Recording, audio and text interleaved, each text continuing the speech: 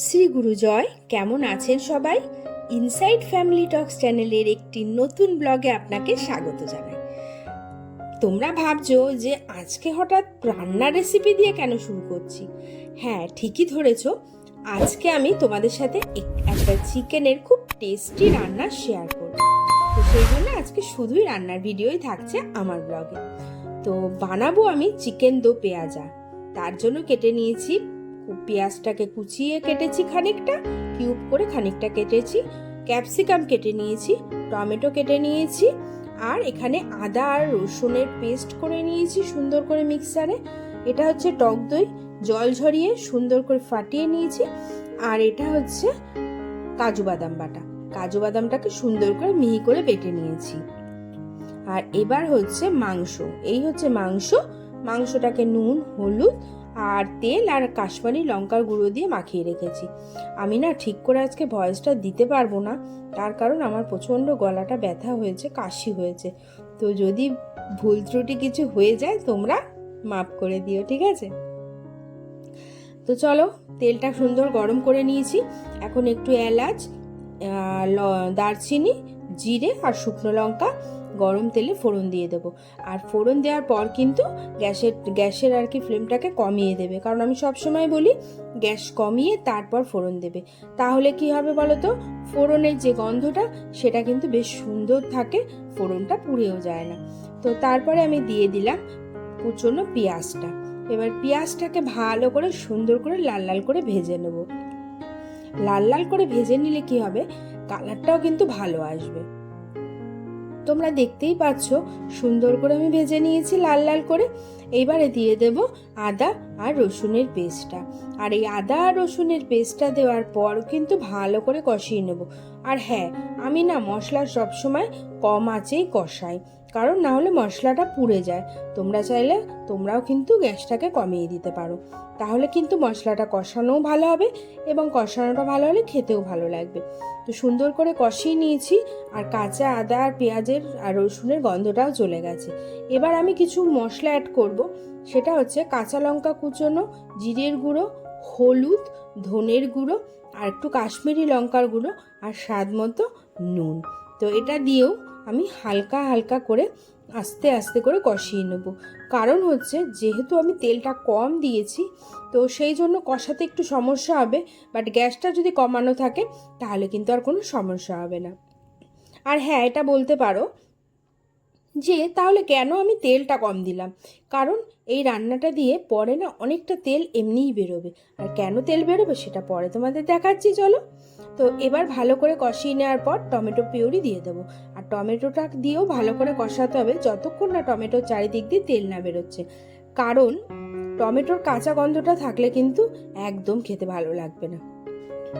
তো দেখো, আমি সুন্দর করে মিশিয়ে নিয়েছি এবং এবার ভালো করে জিনিসটাকে কম আঁচে কষিয়েও নেব। সুন্দর কষে গেছে, চারিদিক দিয়ে তেলও বেরিয়ে গেছে।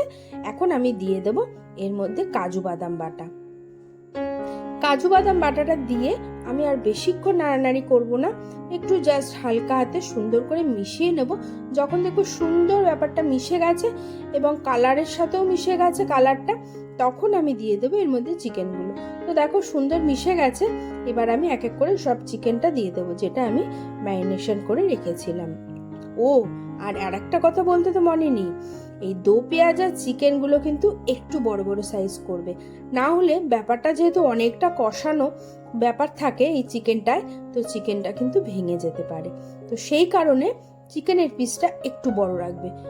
আমি কিন্তু এই পিসগুলো মোটামুটি 100 গ্রামের মতো পিস করেছি, কারণ আমি এখানে 2 কেজি চিকেন রান্না করছি। আমরা বাড়িতে অনেক লোক, সেই জন্য আমাদের 2 কেজি চিকেন লাগে। তো ভালো করে মিশিয়ে 15 মিনিটের জন্য ঢেকে রেখেছিলাম। 15 মিনিট পর যখন ঢাকনাটা খুললাম, দেখলাম চারিদিক থেকে সুন্দর বেশ একটা তেল তেল ভাব বেরিয়ে এসছে এবং মাংসের কালারটাও কিন্তু একদম চেঞ্জ হয়ে গেছে। তো এরকম সময় আরেকবার একটু নাড়িয়ে নিয়ে আমি দিয়ে দেবো সুন্দর করে ফাটিয়ে রাখা টক দইটা। টক দইটা দিয়ে আমি হালকা হাতে সুন্দর করে নেড়ে নেবো। আর যখনই নাড়বো, হালকা হাতেই নাড়বো, তাহলে কি হবে, মাংসটা কিন্তু ভেঙে যাবে না। আমার এই রান্নার কিন্তু একটা মাংসও ভেঙে যায়নি। আর মাংসর পিসগুলো যদি মোটামুটি 90-100 গ্রামের মধ্যে রাখতে পারো তাহলে আর ভাঙবেও না, খেতেও ভালো লাগবে, আর মশলাপাতিগুলো কিন্তু সুন্দর ঢুকে যাবে। তো টক দইটা দিয়ে ভালো করে মিশিয়ে আবারও আমি ঢেকে দিলাম 20 মিনিটের জন্য। আর গ্যাস কিন্তু একদম আমার কমানো আছে। 20 মিনিট পর যখন ঢাকনাটা খুললাম, দেখো চারিদিক থেকে চিকেনের একটা জুস এবং তেল দুটোই বেশ সুন্দর ভেসে উঠেছে। টক দই দিয়েছি আর কাজু বাদাম দিয়েছি যেহেতু, তো একটা তেল তো বেরোবেই। এই দেখো কি সুন্দর একটা থকথকে ব্যাপার হয়েছে।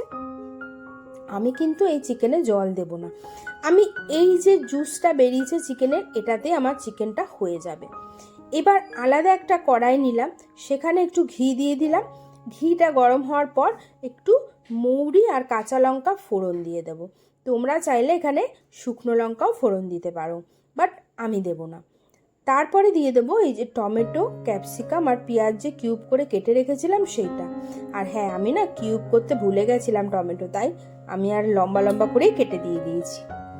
তোমরা কিউব কিউব করে কেটে দেবে, দেখবে খেতে ভালো লাগবে, দেখতেও ভালো লাগবে। তো সব কিছু বেশ নরম নরম যখন হয়েই গেছে, এরকম সময় দিয়ে দিতে হবে একটু কসুরি মেথি। এটা কিন্তু না দিলে চিকেনের টেস্টটা কিন্তু ভালো লাগবে না, মনে করে এটা দিয়ে দেবে। এটা হালকা হাতে নাড়িয়ে আমি এগুলোকে ঢেলে দিলাম চিকেনের মধ্যে। এবারে আমি জাস্ট সামান্য আর কি ভালো করে সুন্দর করে মেশাবো, মিশিয়ে কিন্তু আমি গ্যাসটাকে অফ করে দেবো, কারণ আমার কিন্তু রান্না হয়ে গেছে। আর এই চিকেন দো পেঁয়াজাটা 2 ফোড়নেই হয়, প্রথমে একবার পরে আর একবার। তো রান্না আমার ডান। এখন আমি একটু ধনে পাতা আর একটু গরম মশলার গুঁড়ো ছড়িয়ে আমি গ্যাসটাকে অফ করে দেব। তো হয়ে গেল আমার আজকের চিকেন দো পেঁয়াজা। তো দেখো দেখতে যেরকম ইয়াম্মি হয়েছে, খেতেও কিন্তু দারুণ হয়েছিল। বাড়ির সবাই ভীষণ ভালো খেয়েছে। তো তোমরা এইভাবে বানিয়ে করে খেয়ে দেখতে পারো, আশা করি তোমাদেরও ভালো লাগবে এবং তোমাদের বাড়ির সবারও ভালো লাগবে। কেমন লাগলো আজকের আমার এই রেসিপিটা অবশ্যই কমেন্টসে জানিও বন্ধুরা। তোমরা যদি আমাকে কমেন্টসে জানাও তাহলে আমার ভীষণ ভালো লাগবে।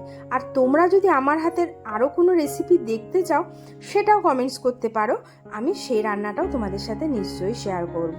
ঠিক আছে? তো কেমন লাগলো অবশ্যই জানিও। আর হ্যাঁ, এই চিকেন দো পেঁয়াজাটা তোমরা রুটি, পরোটা, লুচি, ফ্রাইড রাইস সব কিছুর সাথেই খেতে পারবে। তন্দুরি রুটি, নান, প্রত্যেকটা আইটেমের সাথে এই দো পেঁয়াজাটা কিন্তু বেশ ভালো যায়। তো চলো ভিডিওটা শেষ করছি। সবাই ভালো থেকো, সুস্থ থেকো। দেখা হচ্ছে একটা নতুন ভিডিও নিয়ে। আর আমার চ্যানেলে নতুন এসে থাকলে এটা সাবস্ক্রাইব করে দিও। সবাই ভালো থেকো, সুস্থ থেকো, টাটা।